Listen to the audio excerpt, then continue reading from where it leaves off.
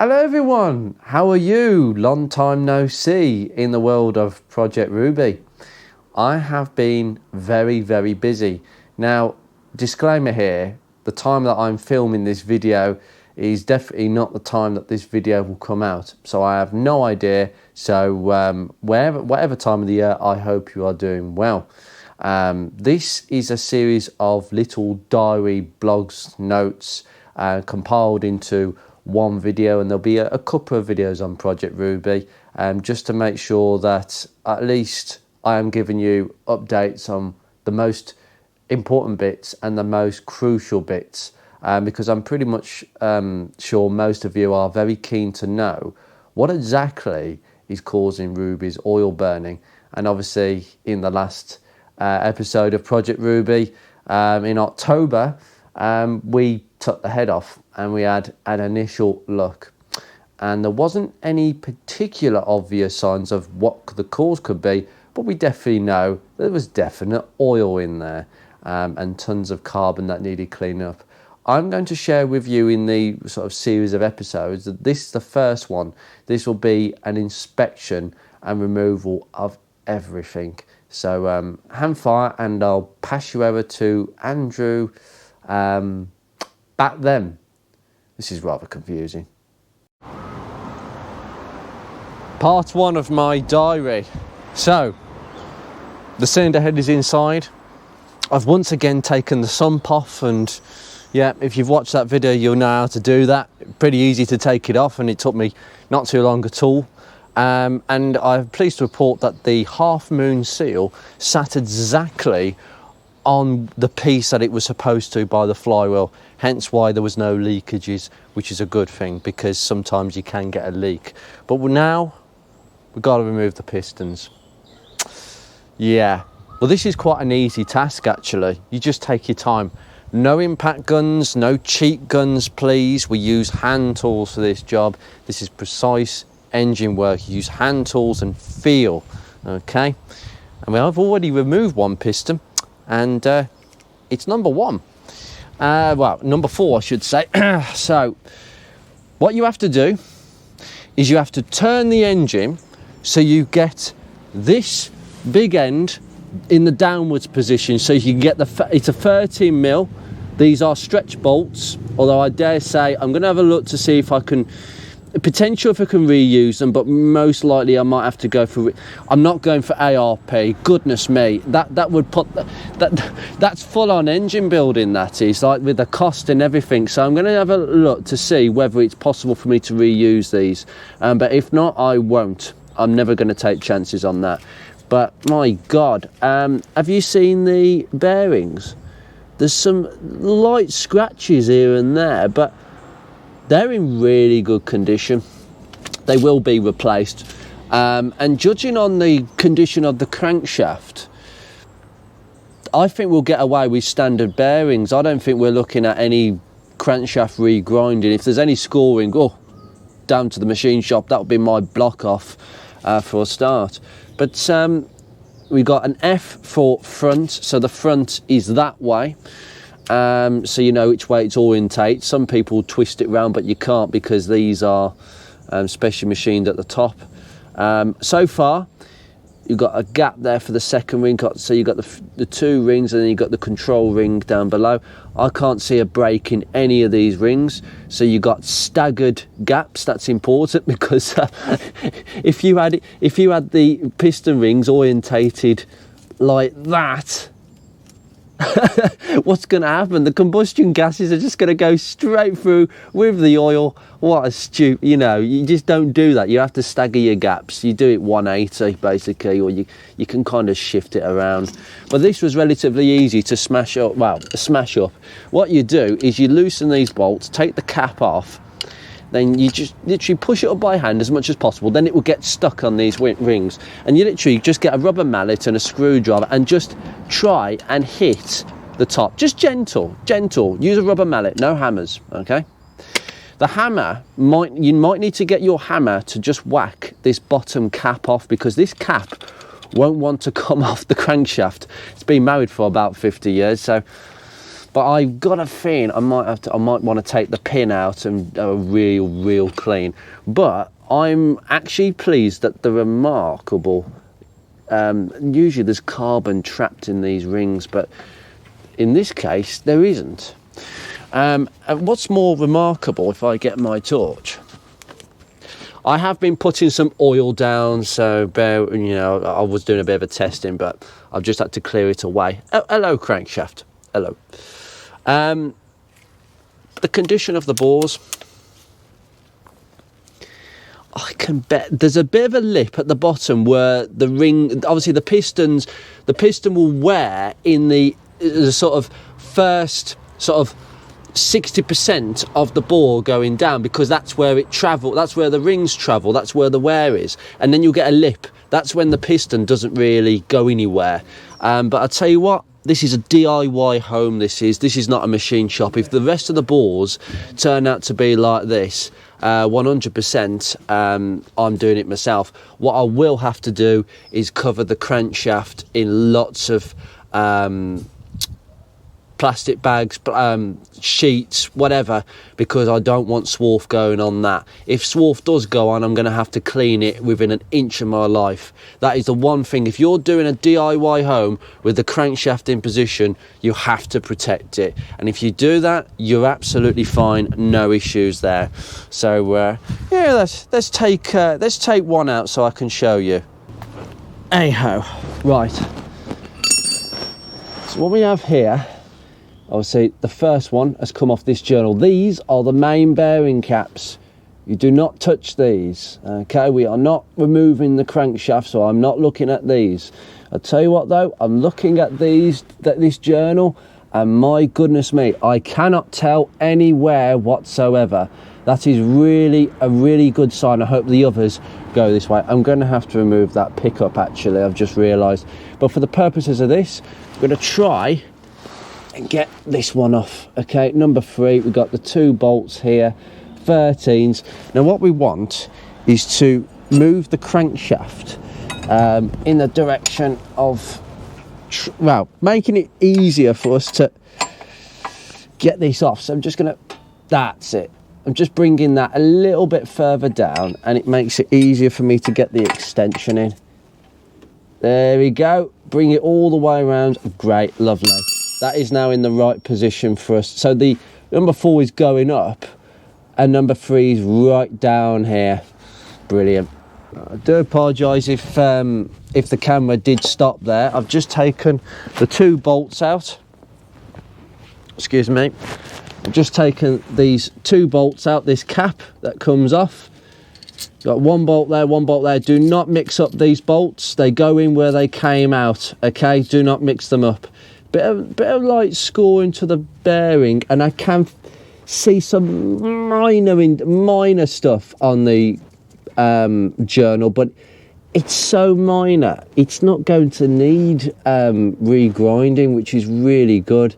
If you saw something really thick and like deeper scratches, you'd have to replace it. I'll probably get you into a better position once I've moved this off. And so just put your journal out the way, your bearing cap, sorry.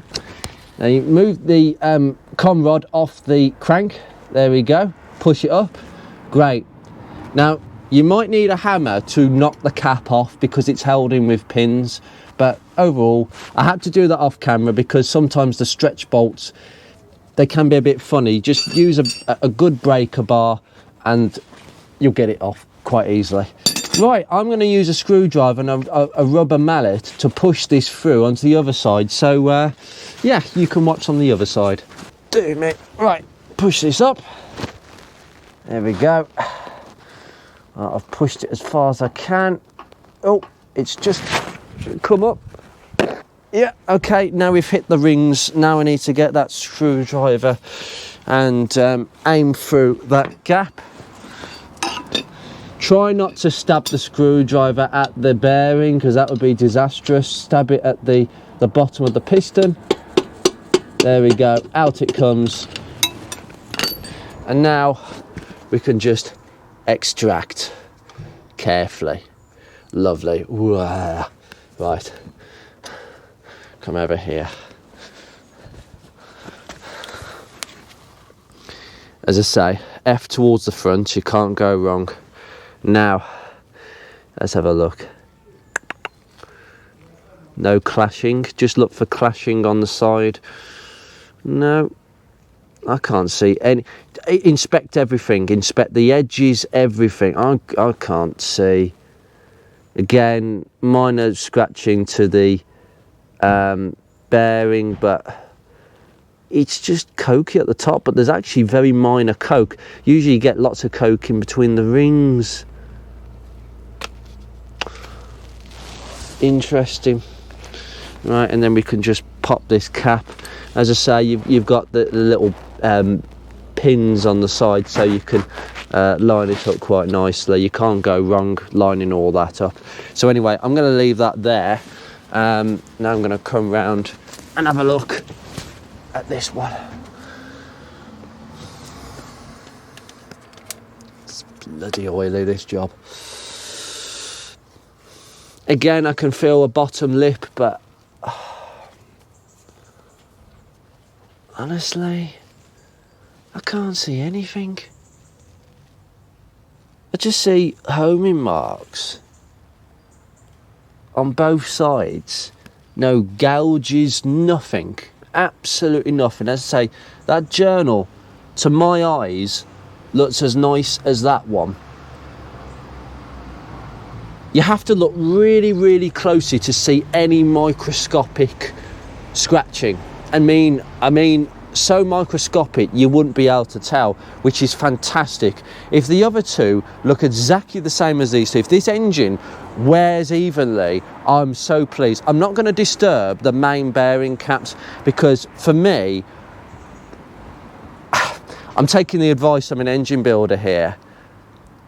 If your big end caps are down to the copper, they're really worn, then your mains will be the same. Generally, you get equal wear between mains and big end bearings.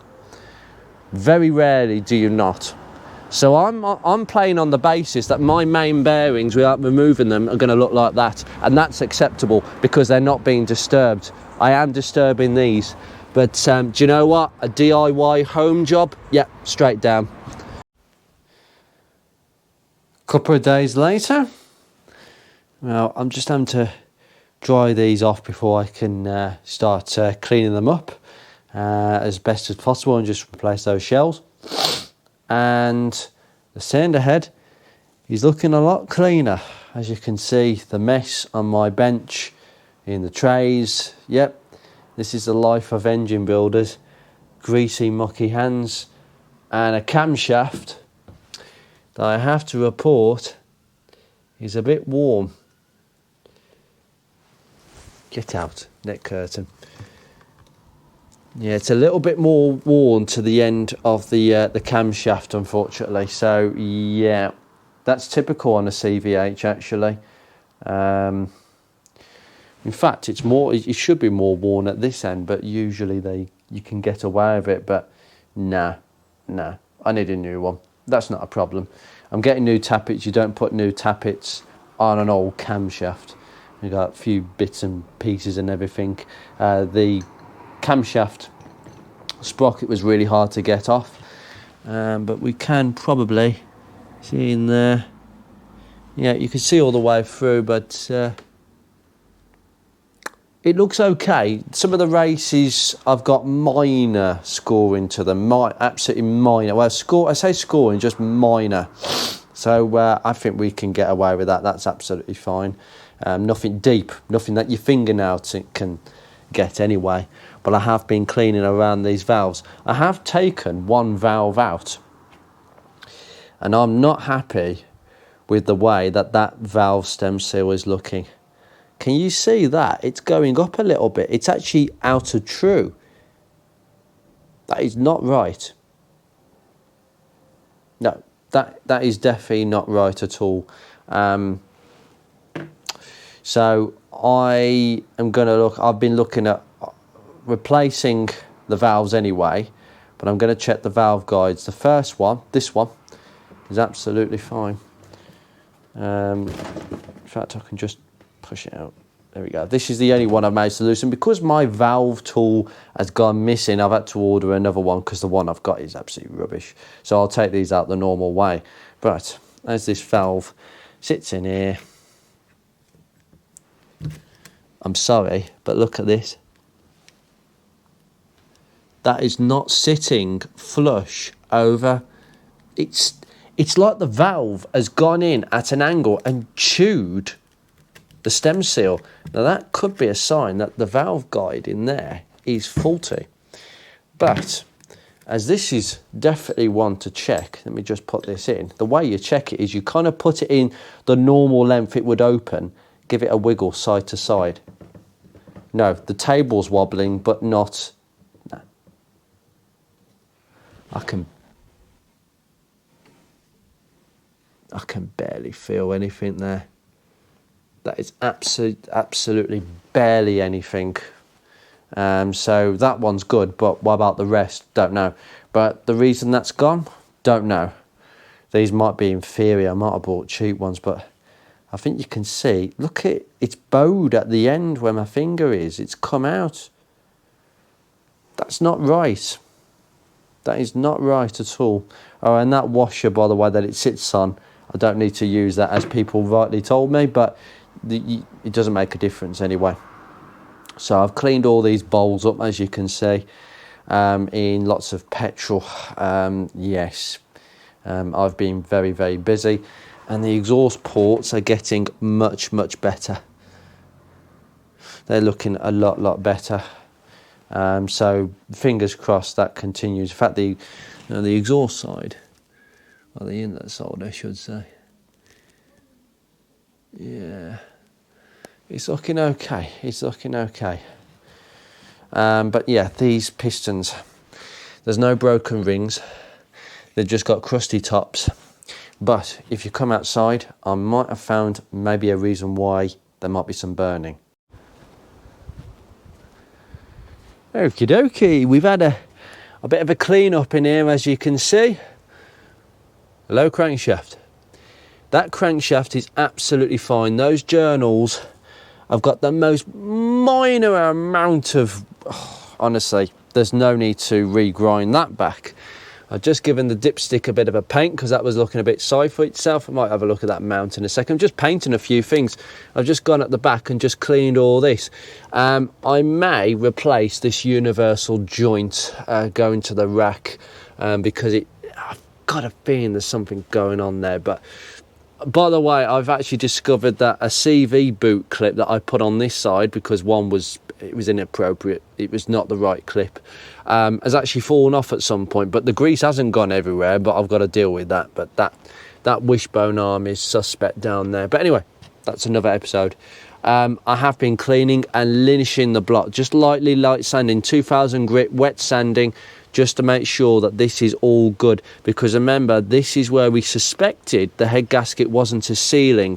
Number 1 and number 4 were the worst ones on the exhaust side, and there was evidence that there was a bit of a bump. Now it's actually really smooth. There might be a fraction. I tell you what, actually I've just noticed that. Oh yeah, there's a bit of a bump there. Right, I might have to get rid of that. That is definitely a bump right there. Yeah, that's not going to seal particularly well. Multi-layer gaskets need a completely flat surface, so I'll go over that again and linish that with a bit more fine grit sandpaper. But overall, we're good. We've got some oil in the waterways, which is fantastic. That was my fault. Don't worry, I've got to flush it out. No doubt I'll get head gasket symptoms when I start it and it's all mixing and... No, I'll do it thoroughly. But yeah, it's all looking good down there. Just when I do the home, I've got to cover the crankshaft with anything I can get. Plastic sheeting, anything to stop the swarf getting and touching, and I'll try and control the mess and clean it up like I can eat my dinner off it, basically. That's the way, engine building has to be. You either do it properly or you don't. I've just given the drive shaft a bit of a lick of paint. That's looking really good there, and overall great. But what you want to know is what's going on down here. Now, I've got a feeling, if you can see this scoring here, that is a oil control ring mark. It's like the oil control ring had been, well, we know this car was sitting for 11 years. I think it sat with the piston in the top level, and there is a mark there. There is a mark on this one further down, and further up. That makes sense. So this engine stayed in the same position for 10 years and it made a little bit of a mark. I can't feel that with my fingernail. I can only feel the top ridge, which is where the piston doesn't go, and the bottom ridge. That's it, but that's usual wear that you get. That is very, very weird. But I don't think that would be enough to cause, I can't fear things. So again, it's just a theory that the oil control rings were in the same position for 10 years like the other rings. But the oil control rings somehow, I think that looks like a little rusty mark, to be fair. But yeah, this is all kind of been linished. I've just got to go over that spot there. I can feel that with my finger. All good. I'll take you to the other side. Oh, come on. Yeah, we've had a boot fall off. It's not made a mess though, but yeah, I'm gonna have to take all this off because I think this inner bush is worn. These are genuine forward arms as well. Excuse the rusty downpipe. As I say, I've told you how expensive these are. It will just have to do for now. But yeah, I'm really impressed. Excuse me, I'll bring you around. I'm really impressed with the condition of these journals. Can you see how clean they are? If that's an example of how well this engine has been so well cared for, I didn't really have a concern that I would have to get the crank out to be regrounded. No, not at all. This is really, really good. I'm really impressed. Okay, so all in all, it's all good. Done a bit of cleaning around, as I say, I've done the drive shafts and cleaned all around the rack. I mean, look how blooming small the rack is. That's it. But I might change that universal joint because they're very freely available for Fiesta Mark 4s and 5s and KA Mark 1s, you know, because it used the same infrastructure really. It's really nice, this car. I'm going the extra mile. Am I doing this to move it on? Absolutely not. I think when you do these sort of jobs, you contract yourself in with the car. Like it or not. But yeah, the block is going to get some engine enamel, some black stuff. So what I've done, I've been going around with the heat gun. And believe it or not, high temperature satin, a sort of high temperature enamel black, whatever you use, silver, black, gloss or whatever, it will embed onto the cast iron block a little bit better if you heat it up. You get a heat gun, and what you're doing, you're heating the impurities to get rid of the impurities. But anyhow, I'm going to leave this here. She's as stripped down as what she needs to be. I'm just going to clean round in a few different places, but honestly, there's just absolutely nothing behind there. I've just gone behind the brake servo and it's all good there. All the work I've done previously is stood in good stead, but I've identified areas that I need to look at, and it's good to be going on with. Yeah, well, we'll cut to day 3 or day 11 or something. Right, a couple of days later after that, yes, you can tell what I've been watching. And no, my landlord doesn't know about this, but you know, it's punishment for the roof damage. Right, so we have everything off. I am not happy with these stem seals. I am not happy. Do you know what? I can't remember what brand of them they were, like an unbranded version, just generic that you got off eBay. I'm not happy with them. I'm going to replace them with Victor Ryan's ones. They're not sitting true. I don't know what is going on, but I think that is one of the causes of oil leaking. Okay, I think I can categorically say that what I did do was not improve the situation. Not my mistake, just not buying the right stuff. So get branded stuff, guys. Don't go for the most, weren't the cheapest, but they weren't the most expensive ones, put it that way. I have just been busy and cleaned all these pistons up. These have come up an absolute treat. So this is your combustion chamber. Just put this between my legs. Excuse me. These have cleaned up really nicely, and obviously the journals have got homing marks on them because they obviously need to lubricate the bearings. That's your oil feed hole that's being fed up from the journal itself. But you know what? Rather good. There was a lot of crap in these grooves. Use the old piston rings to remove the rubbish. In fact, I've got some over here. Just got some old bearings just to compare the new ones.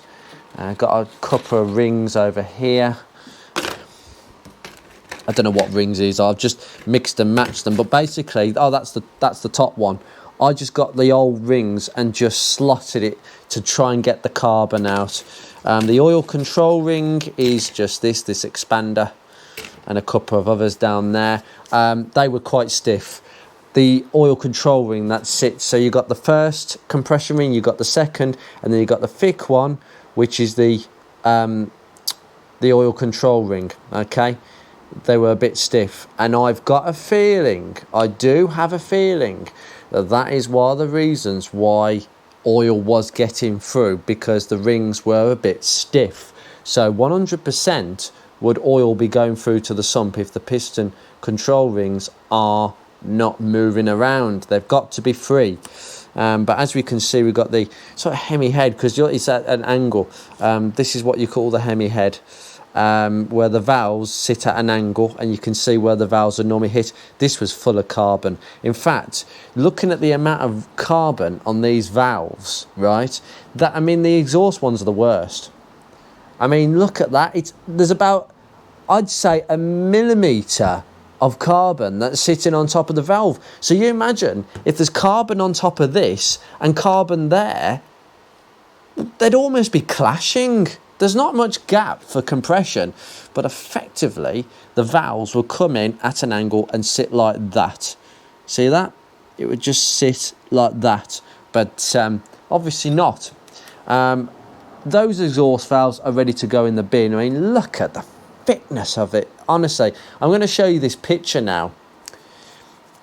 That is literally the amount of carbon behind every single exhaust valve. And look at the valve seat. Pitted.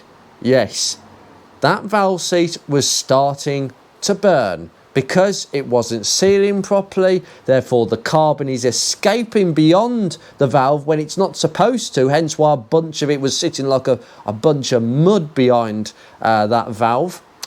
And, well, yeah, you can imagine that's not going to cause very good compression. Hence why the compression on this engine is equal but low. A good head gasket, poor exhaust valves.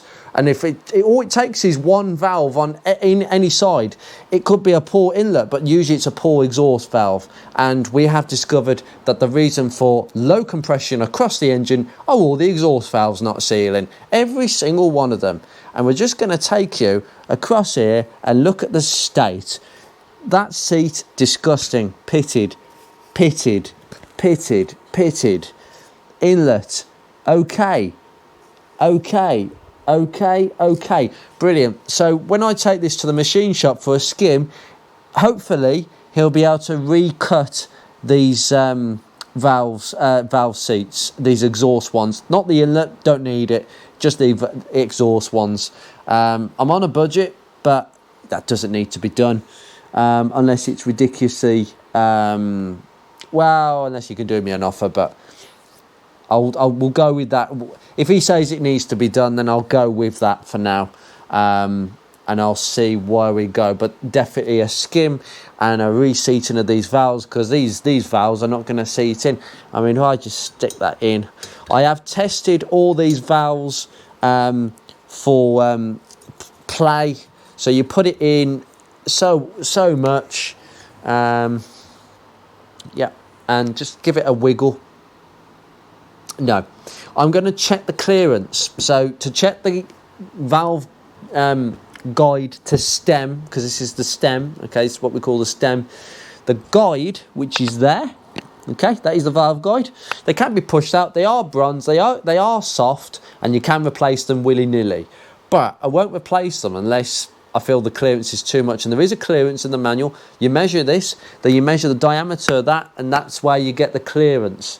And I'll work that out in a bit. But they feel good to me, and to be honest, I wouldn't imagine that is the problem.